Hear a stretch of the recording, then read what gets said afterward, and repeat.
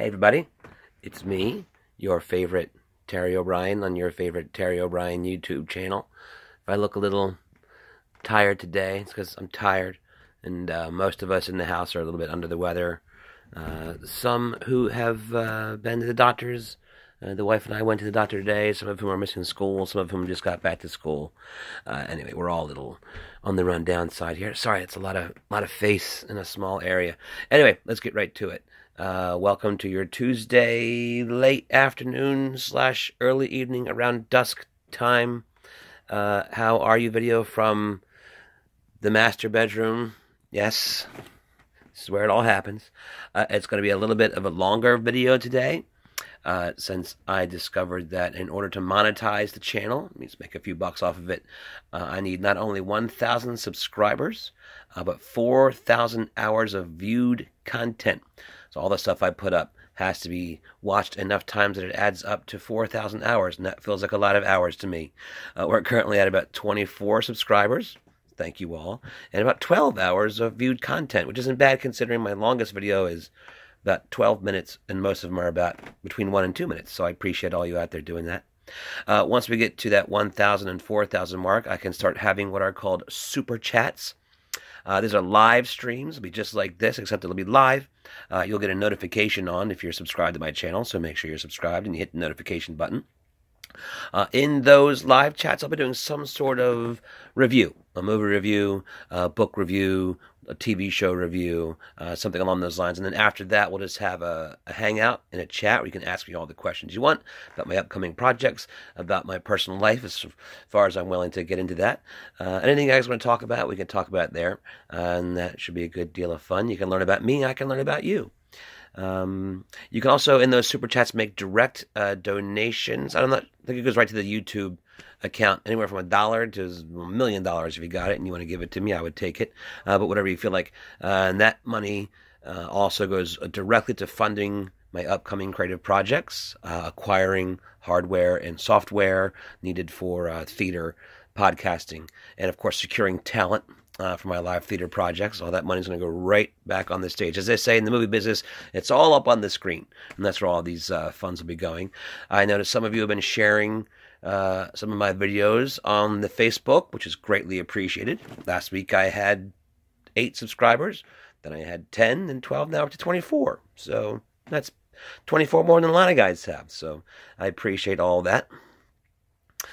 Some of you have been sharing the Patreon link as well, which is greatly appreciated. I think I'm still only at 2 patrons right now, but I expect that to shoot right up there. Thank you, Aaron and Wendy. Much appreciated. I'm looking over here to my notes. But every subscriber we get, and every view we get, and every minute added onto that count gets us one step closer to where we want to be. And I say we because I feel like we're all kind of in this together. I know a lot of you are out there pulling for me, which I really appreciate. And I wanted to get us over that finish line, get all these great projects up and running for 2018. Now I'm right about here. And I just want to reiterate, I'm not looking to get rich off of these things, off the Patreon, off the YouTube, any of that. It really sincerely is meant to just fund the projects I have coming up. I want to earn enough on them to put back into my various seasons, as I wrote it much better over here, to put back in, reinvest in my various musical, theatrical, and online projects. This is not intended to be my only job. To be clear, I've got summer work lined up, and more slots are being filled as the weeks go by. I've got some karaoke stuff coming up, some other projects we're going to get into a little bit later. The Terry N. O'Brien YouTube and Patreon are 100% intended to fund my creative endeavors, and not for me to lay on the couch all day and not do anything and collect money off the internet. Although if there was a way to do that, I certainly would. But I don't think that's going to happen here. Anyway, and I think I'm, 2 weeks in now to this YouTube thing? 8, 10, 12 videos, and this might be the longest in YouTube history anyone has gone without one negative comment. For a short, fat, bald guy like me, that might be an internet record. So, pretty good. Give yourselves a pat on the back there, internet. Much appreciated. So, what went on this week? As I've mentioned before, I'm working on putting a podcast together. I have 2 offers out to potential co-hosts on that. One of them has replied in the affirmative that he would love to be a part of it. The second person has replied in the maybe that he'd love to be a part of it, but his schedule may not allow it, as he's got a lot of things going on in and around in Cape May. You might be able to guess who it is from there, but I'm not saying any names until the ink is dry. So I'm still waiting on a yes or no, an up or down vote on that second person before I go public with it. So I hate to tease it again, but I still can't say too much about it until we get some I's dotted and some T's crossed. But it has some pretty great potential. I'm very excited about it, and I can't wait to share it with you if and when it comes together. But it's going to come together. We're going to work it out.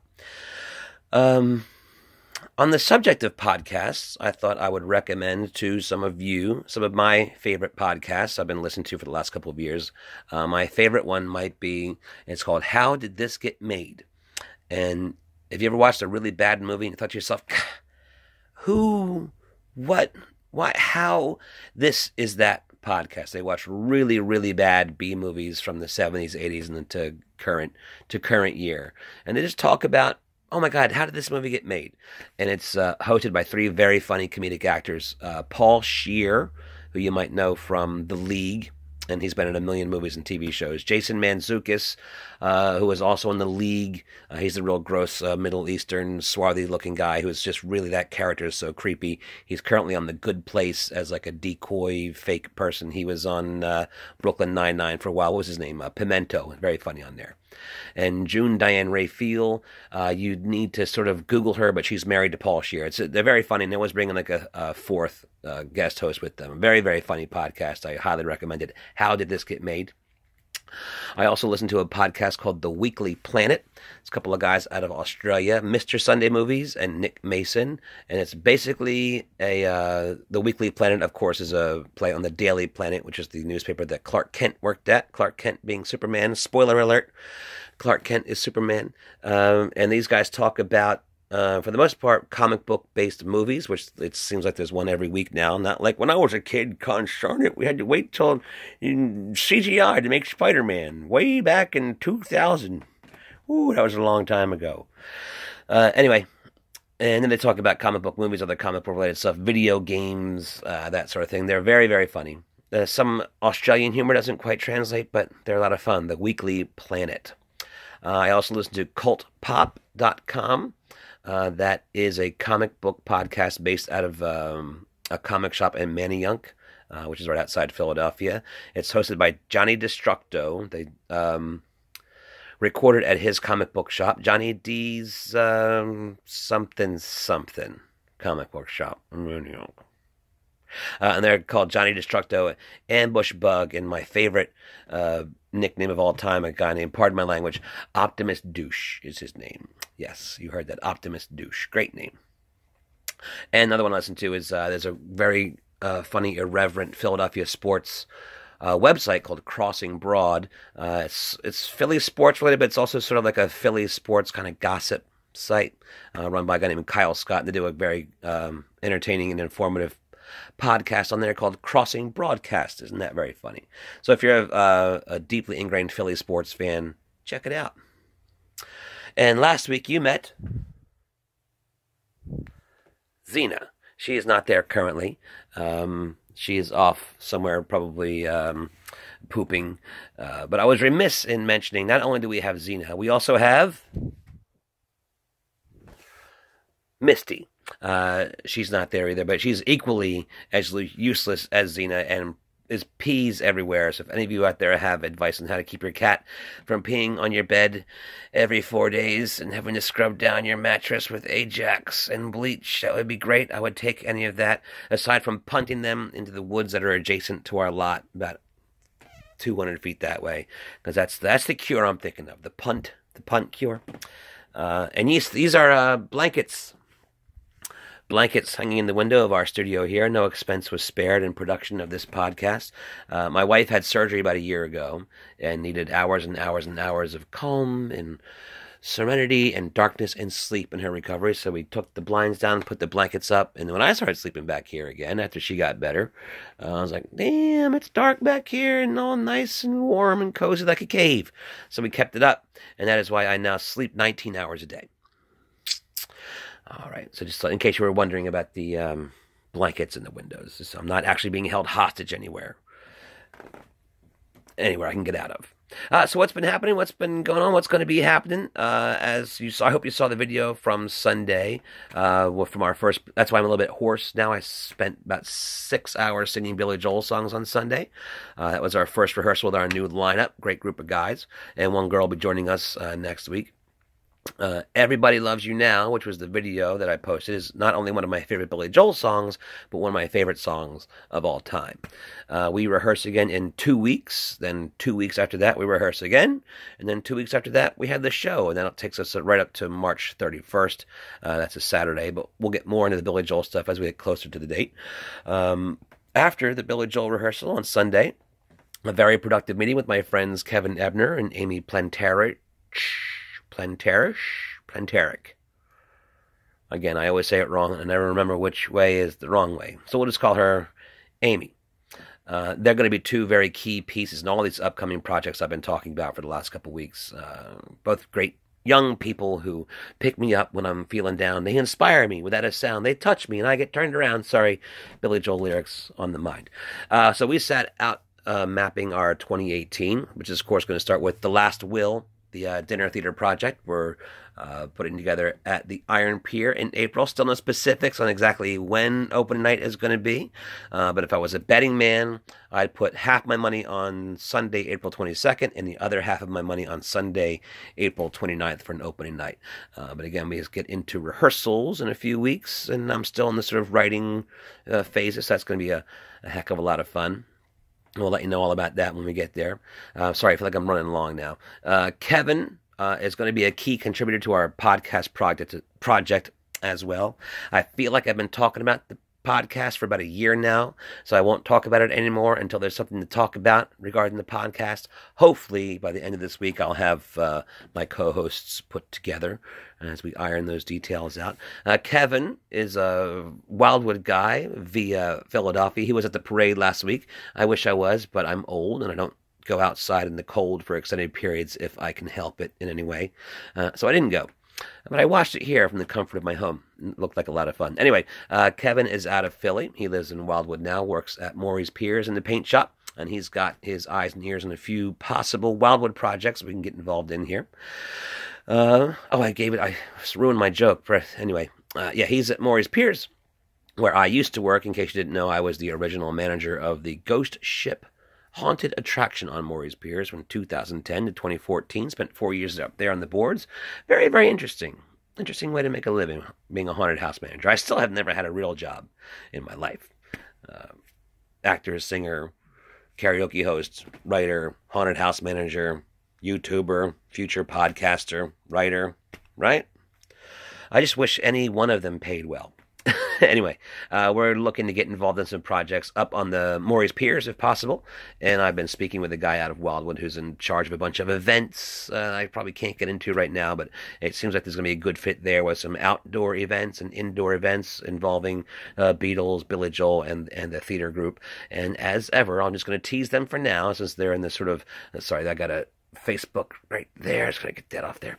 They're all sort of in the middle distance right now, but it'll be coming up fast enough, and I'll share details as we get there. Look at all these. Look. All these notes take an hour to write. An hour? I've been sitting here for about an hour. Take about, where am I at? 13 minutes and 40 seconds to read through. It's like cooking a big meal. You spend all day cooking, and everyone sits down, it's gone in 15 minutes. And yes, I do cook. Ladies. And of course, I think I'm getting towards the end here. Yeah. I said it below the Patreon, which is conveniently linked below, right about here, I think. It says Facebook, Twitter, Patreon, right in there somewhere. The ultimate goal of all of this is to start our own production house. I think Kevin and I settled on TKO Productions. I think it sounds too much, too boxery, but I could be overthinking it. But the goal is to produce and create our own film projects, as it says right there. Our own film projects based on some of my previously published fiction, and as well as some original ideas we've been kicking around for a while. To that end, I'll be meeting with a local filmmaker this weekend to discuss joining our roster of behind-the-scenes talent. No names until the ink is dried, of course. But I'm very excited. I'm really excited that in a pretty short order here, things have been moving pretty quickly, getting a decent amount of subscribers and views on the YouTube videos. I'm sorry, it's so much of my face for such a long time, but things seem to be going pretty quick here. Kevin and I have a pretty good idea what we want to do for the rest of this year. But of course, in the words of the great Mike Tyson, everyone has a game plan until they get punched in the face. So I'm sure that punch in the face is coming. Then you just got to roll with it. So TKO Productions hopes to eventually create feature films that see an actual theatrical release, as does every production company in existence. But we're also happy to take on smaller projects like local TV commercials, music videos. I've got a pretty good creative instinct as far as those things go, and I'm going to have, hopefully, the infrastructure in place to produce these things. I'm really getting pretty excited about it. And there's hundreds of great local solo acts and bands in Cape May. I think it's time we got some of them on film, getting some of their original music out there, just to be seen somewhere in some capacity. Anyway, I'll be meeting with this filmmaker on Sunday afternoon, just a few hours before, drum roll please, thank you, the 6th Annual Beatles Night Cape May Part 2. That's happening this Sunday, the February the 18th, from 7 p.m. to 11 p.m. at Cabana's Beach Bar and Grill. So if you love the Beatles and you love going to a bar to hear Beatles music, have I got the thing for you? That's coming up this Sunday. The January show is always busy. February is always a monster. So if you're coming on Sunday, try to get there early, 5:30, 6-ish, to get a good table. And I'm just a very lucky guy to get to stand in front of that collection of musicians and sing those great songs. On Sunday, I will be doing a pre-show video to introduce you to some of the members of the band, those that are willing to talk on camera and give you an idea of the layout of Cabanas. I'm really excited for this weekend. I look forward to these shows every year. That is, I think, it for today. I'm almost finished rewatching The Office. Very, very rewatchable show. Not as profound as I remember it the first time around, but still very funny. I probably won't watch it a third time through, but it's nice to go back and refresh to see some actors who you forgot were in The Office. Idris Elba, for example, was the boss for a while. What's his face? James Spader had a great run in there for a while. Will Ferrell, all those guys that came through. Amy Ryan did a great job on there. A very, very young Amy Adams was in season 1 as Jim's sort of girlfriend, and a little bit in season 2. She plays Lois Lane now in the Superman movies. So it's always fun seeing those shows and people who are big now that were up and coming at that point, getting their first big breaks. You can see me on an episode of the original Dick Van Dyke Show from like 1927. I was a little kid in the background there, and look where I am now. So anyway, if you have another show you think it's worth rewatching, please let me know in the comments. Yeah, and the comments are for you guys. As I always say, tell me what you think of the channel, what you think the channel should be. I'm going to get better on the visuals, I promise. I'm going to do stuff like this. Hold on, wait. No, I can't. Hold on, there we go. That's the book I'm currently working on. Oh, but I jumped ahead of my notes here. Anyway, if you got another show you think I should watch or rewatch, I got a pretty good eye for shows I like and don't like. But if there's something you think I would like, leave a comment, and I will at least promise to watch the first episode. Leave a comment. I try to read and respond to all of them. Drop an email. It's in my About page. So I'm also about halfway through rereading all of the old Robert Crace novels. That's what I just did, this fancy visual effect there. If you have not read any Robert Crace's novels, any of his Elvis Cole mysteries, I feel very badly for you. But I'm also very jealous of you because you now have 17 Elvis Cole mystery novels to work your way through. When I started reading them, I believe there were 13. And I was so mad at myself for not reading them earlier, as my brother had so strongly recommended for years, my brother Mike. But I was also excited because once I read that first one, I was like, oh my God, there's 12 more of these? I can't wait. Now he's up to 17 with some sort of companion and non-related novels in there as well. So he's got 17 Elvis Cole mysteries.